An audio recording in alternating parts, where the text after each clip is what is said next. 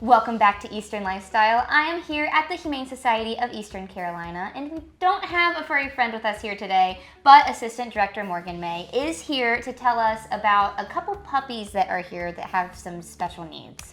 Yes, so you may have seen the Humane Society of Eastern Carolina recently and took 23 animals from Lenore County SPCA as they've been struggling a little bit trying to get it together, and we went and visited and we just knew that we had to take these.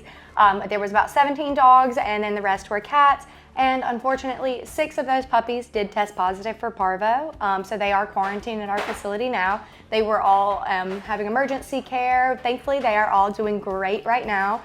So that is 6 beautiful little lives saved, but they are doing so wonderful now.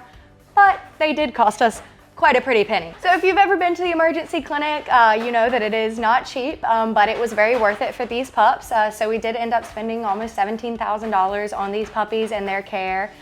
Thankfully they're doing great, and it did help, and that they were lives saved, but that was quite a dent in our budget this year. We wouldn't change it for the world. What is parvo? So parvo is a virus that puppies, unvaccinated dogs can get. These puppies were not old enough to have all of their vaccines yet, and just unfortunately due to where the situations that they came from, they did have parvo.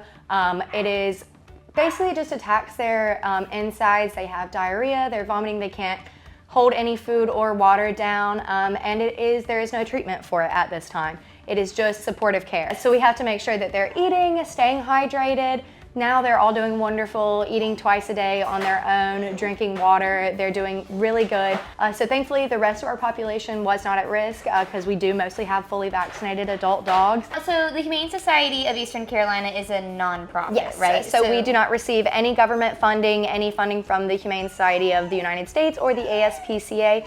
We're a private 501c3 nonprofit, so it's just our little facility raising all the funds that we can.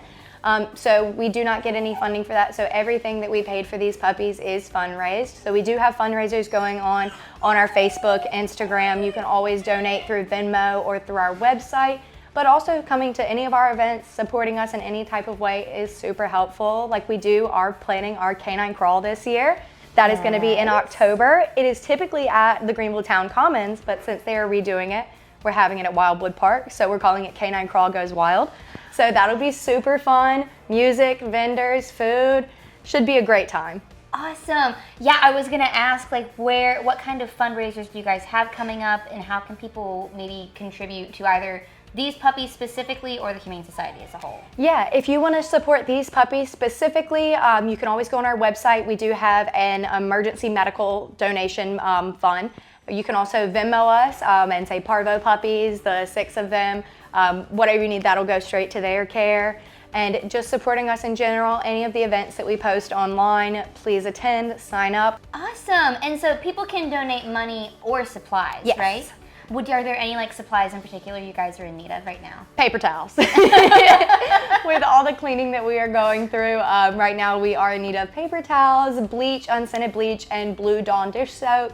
We're doing a lot of cleaning, obviously, with a lot of puppies, so we're going through that. If you're doing maybe a before fall clean out, blankets, towels, we will take all of that.